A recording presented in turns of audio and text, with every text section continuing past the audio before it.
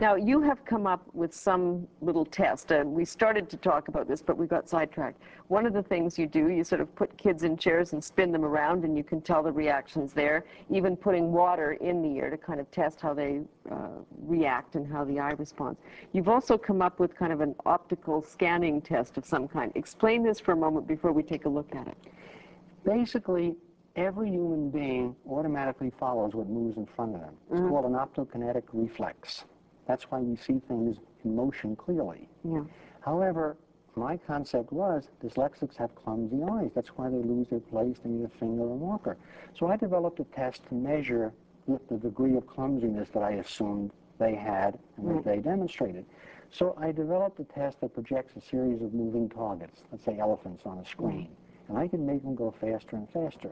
Clumsy eyes blur out those elephants because they can't run as fast. Okay, now we're seeing this on the screen. So that basically most individuals that are dyslexic will have blurred that out. It'll look like a streak. Yeah. Whereas now it streaks for everybody. Yes. So there's a tremendous difference on a gauge between normals and dyslexics.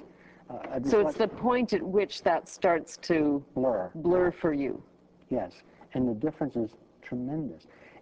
There are dyslexics that blur something moving at this speed, whereas a normal person won't blur it until that speed. And when you have that as a measurement, it's day and night. So you just do this and then you time. They tell you, I guess, at what point that they've lost the... Yes. So we should all be having a little difficulty right there at Very that much point. so. A dyslexic will see that at a speed as slow as this. Yeah. So that is just a verbal test, then you just show them that and they respond and then you can start to gauge it. Yes, we also have much more sophisticated ability to put electrodes on the eye and measure the eye movements during this process, and we can make it much more objective. All right, now I think there's a slightly more difficult version of this in which you box in some of the elephants. Let's take a look at this and then you can explain what we're seeing here. Basically, a dyslexic will see the elephants as a streak, a blurred streak very often, and they'll have movement illusions.